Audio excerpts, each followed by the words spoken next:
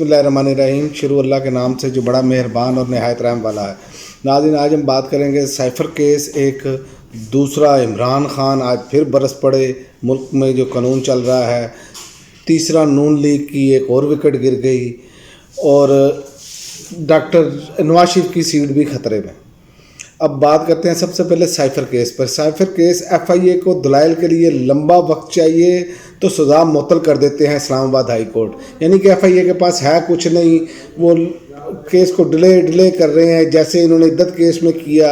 ये सब कुछ अब इनके पल्ले कुछ नहीं है, बोगस केसेस हैं और ये सारे केसेस उड़ते जा रहे हैं, क्योंकि ज़ाहिर है ओपन ट्रायल कोर्ट में लिखी लिखाई तो नहीं दी जा सकती ना। अब वकला जो हैं वो सामने हैं और अदालत ने कहा है कि मज़ीद लंबा वक्त कि जो है वो आप कर रहे हैं, अगर आपको ज़्यादा वक्त चाहिए तो सज़ा मुअत्तल कर देते हैं। और ये कहकर अदालत ने समाअत कल तक के लिए मुलतवी कर दी है और इसका यकीनन एक दो रोज़ में या इसी वीक में साइफ़र केस तो उड़ जाएगा, इमरान खान इससे भी फारिग हो जाएंगे।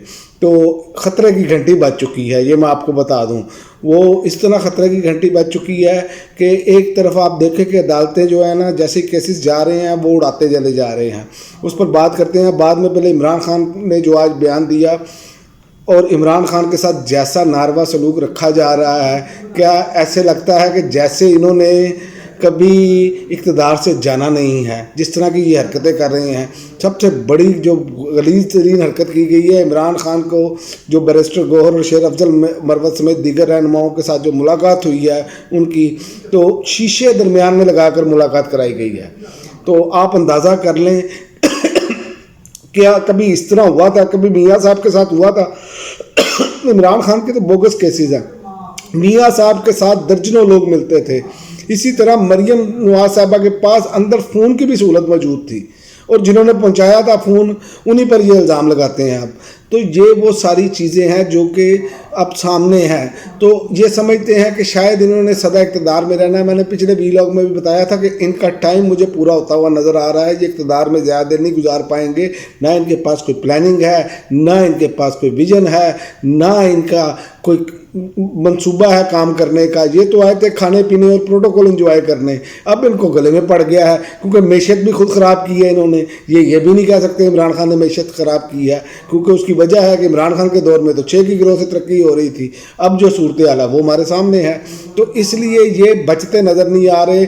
और इमरान खान ने एक बात वाज़ह कर दी है कि मुल्क में 2 कानून नहीं चल सकते। ये दो कानून हैं। एक तरफ आप एक लीडर को, सियासी रहनुमा को इतनी राहतें दें, 50 रुपये के स्टाम्प पर भी बाहर भेज दें, और दूसरी तरफ आप देख लें मुलाकात करवाने के लिए कैसे शीशा कभी लगा देते हैं, कभी कुछ करते हैं, कभी कुछ करते हैं। ये सारा सिस्टम तरीके इंसाफ को बदलना होगा अगर इनको इक़्तिदार मिलता है तो।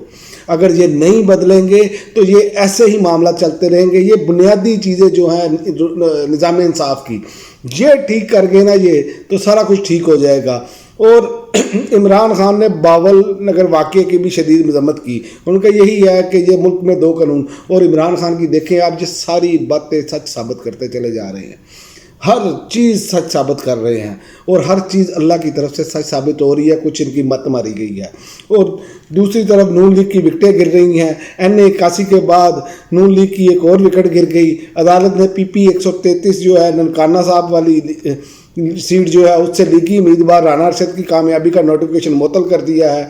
इलेक्शन कमीशन ने राना अरशद का नोटिफिकेशन खिलाफ कानून जारी किया और आपको पता है दोबारा गिनती करवा कर वो डबल ठप्पे लगा कर ये वारदात कर रहे हैं। मैंने पिछले व्लॉग में भी ये बताया था कि इनके खिलाफ आर्टिकल 6 की कार्रवाई होनी चाहिए। ये जिस तरह की हरकतें कर रहे हैं ये अवाम का मैंडेट है, ये किसी के बाप का मैंडेट थोड़ी है। अवाम लाइनों में लग कर वोट डाले और आप जो है वो अपनी मर्जी करें सारा कुछ। तो ये तो अवाम ने आपको इख्तियार नहीं दिया, ना आपको आइन ने इख्तियार दिया, ना कानून ने इख्तियार दिया।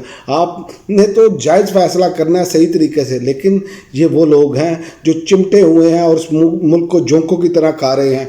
फ़र्क सिर्फ ये है, ये काम पहले से हो रहा था, लेकिन एक मर्द मुजाहिद आया, उन्होंने मर्द मुजाहिद ने इनके कपड़े उतारे, इनके मुंह से निकाब उतारे और इनको नंगा कर अवाम के सामने खड़ा कर दिया। आज ये अपने आप को सोच रहे हैं हम नंगे कैसे हो गए, आईने को पत्थर मारते हैं, आईना तोड़ देते हैं। भाई जब आप है ही नंगे, जैसा चेहरा है आपका वैसा ही नज़र आना है ना, तो लोगों को तो आप پھر دوش دیں کہ آپ نے اپنے کرتوت ٹھیک کر لیے ہوں. اب بھی آپ کے پاس موقع تھا کہ آپ کو دوبارہ اگر زبردستی اقتدار پہ بٹھایا گیا ہے تو آپ اپنی کرتوتیں ٹھیک کر لیتے, کوئی پلان بنا کر آتے, میاں صاحب کو لے آتے. جی میاں صاحب نے اوپر سے منو سلوا لا کر قوم کو کھلانا تھا, اور بھائی اس کے لیے دماغ کی ضرورت ہے, کام کی ضرورت ہے. اور میاں صاحب کے لیے بھی مسئلہ بن گیا ہے. ڈاکٹر یاسمین راشد نے بھی نواز شریف کی کامیابی کا N130 سے جو ہے اس پر چیلنج کر دیا ہے.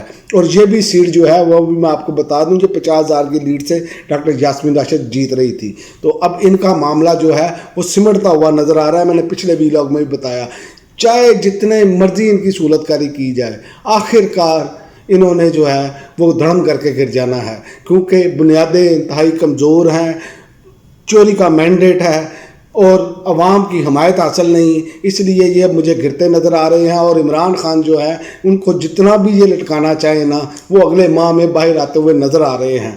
ہاں اگر کسی اور کیس میں سزا ہو جاتی ہے یا دے دی جاتی ہے زبردستی, جیسے ٹرائل اس کا چل رہا ہے اپنا القادر ٹرسٹ کیس کا, اس میں بھی کوشش کریں گے تو پھر تو ہو سکتا ہے کوئی 2 مہینے اور رکھ سکے. ورنہ مجھے نظر نہیں آ رہا جیسے ہی عمران خان کا قدم جیل سے باہر ہوگا اور ان کی دوڑیں شروع ہو جائیں گی اور یہ بھاگنا شروع ہو جائیں گے. اب تک کے لیے ناظرین اتنا ہی, اجازت دیجیے. اللہ حافظ.